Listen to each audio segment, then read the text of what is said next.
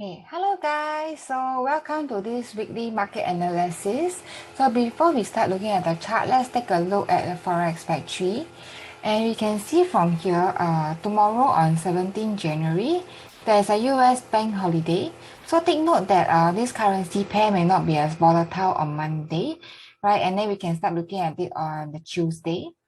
And then there's nothing much of a very high impact news on US dollar for this coming week.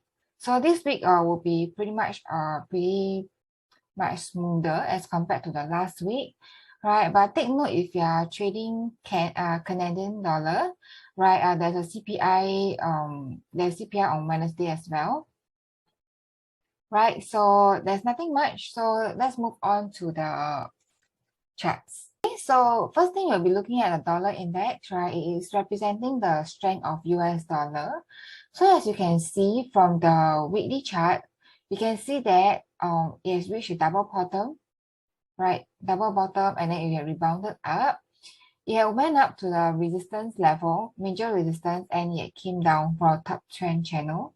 Now we look at the daily chart, and you can see that based on last week's analysis, we will expect that there will be a rebound at this support level. So let's see for the upcoming week, will it potentially be breaking below, coming down, or it will be rebounding up to the next high, which is 96.74. All right, let's take a look at Aussie dollar. Aussie dollar, based on the weekly chart, we can see that there's a falling trend channel forming, right? And then let's look down to the daily chart. We can see that last week there's a rebound, right, to the previous high at 0.728. So it has came down. Let's see, it will be supporting at this level before it go up to the next level, which is somewhere around here, before it came down, come back down. Okay, before it come back down here.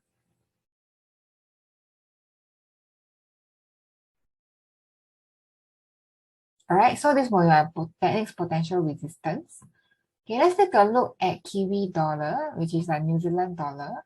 Kiwi dollar had a very nice rebound, right, from this support level. So let's take a look at the daily chart. You can see that last week it came down, right? It didn't manage to touch the second level of support, and then it rebounded back up. So based on this, right, we can potentially see that it is probably ranging. So we'll see how long can it range, right? And then we'll see if it's possible to come down here before I go up to this level for this coming week, somewhere around here. All right, so let's take a look at euro dollar. For euro dollar in the weekly chart, you can see that it's pretty much still ranging. It couldn't break past this level yet of resistance. So let's take a look at daily chart. You can see that it is ranging, and then it went up to this level of resistance, and then it has a pretty much sliding down. So we'll see in the coming week, will it be coming back down at this level, or it may potentially be breaking above and then continue to go up higher. All right, so let's take a look at pound dollar. Pound dollar in the weekly chart, we can see is a falling trend channel. Okay, and then it hit the resistance level before it came down. So let's take a look in detail at the daily chart. We can see that it hit a level of resistance and it came down.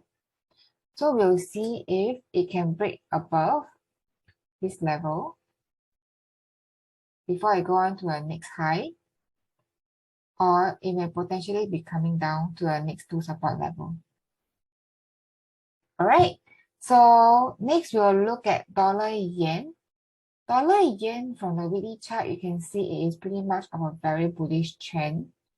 Okay, let's move down to a daily chart. You can see that once it reached the bottom of the trend line, made a very nice it's rebounded back up, but it's pretty uncertain for the last week based on last week's closing. So we'll see whether if we can hold at this level.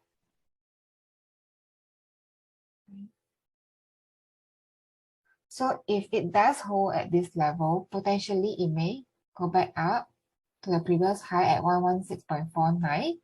If not, it may potentially be breaking down and come down further to the next support level. Okay, so next we'll look at gold. So for gold in a weekly chart, based on last week, we see that there's a symmetrical triangle. Okay, and then looking down in a daily chart, we can see that there isn't much significant movement, and it pretty much have not been able to break through this level yet. So we'll see if once it break above this level,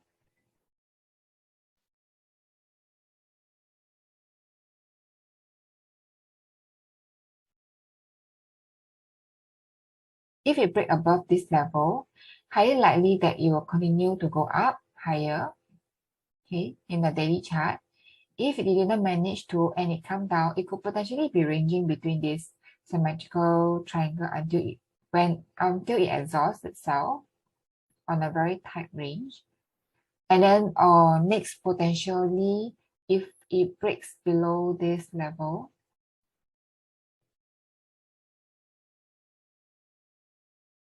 if we break below this level, let's look at it. Yeah, here, high chance that it will continue to go down further.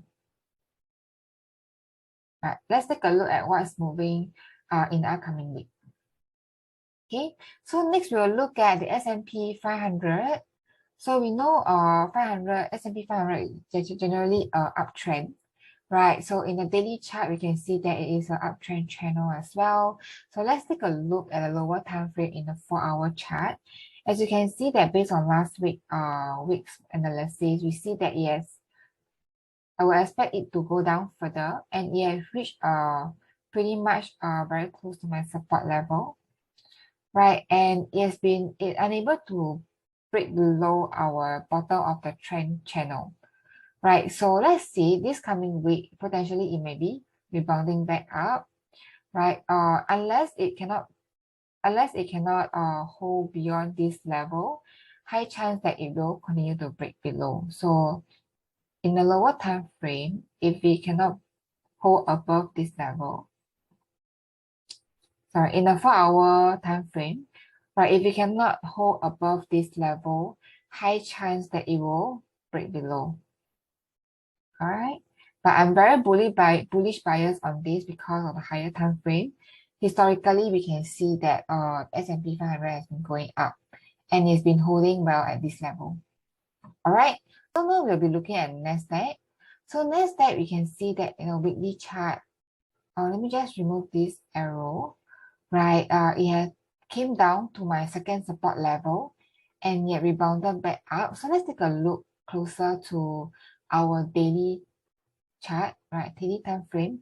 You can see that it has nicely hit our support level before it rebounded back up, and then it has been holding well within this zone. Okay, so this way, potentially, I will see that the high probability that it may continue to go up, right? But then if it fails to hold above this level,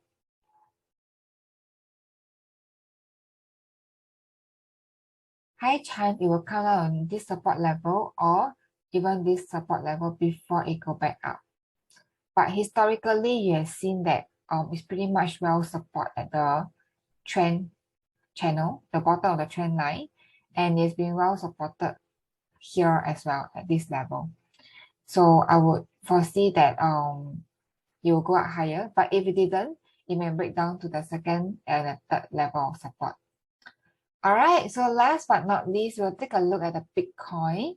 So Bitcoin, the weekly chart, you can see that it's pretty much between these levels, right? So let's go down further to a daily time frame. You can see that in the daily time frame, you can see it's pretty much on a bearish movement, okay? But it's been holding well right above the support level, one of the key support level. And as mentioned, right, last week it has held up well and yet bounced up. So let's see, right, in the coming week, if it break below this level, chances for it to go up to 30,000 there is a possibility, or else it may potentially be going up from here. Okay, but once it break above and go above this level, high chance that it will continue its bullish uptrend movement. All right, and that's all I have for this week market analysis. If you find this helpful, do like and subscribe and share to someone who you think will benefit from this sharing. All right, and I'll see you in next video.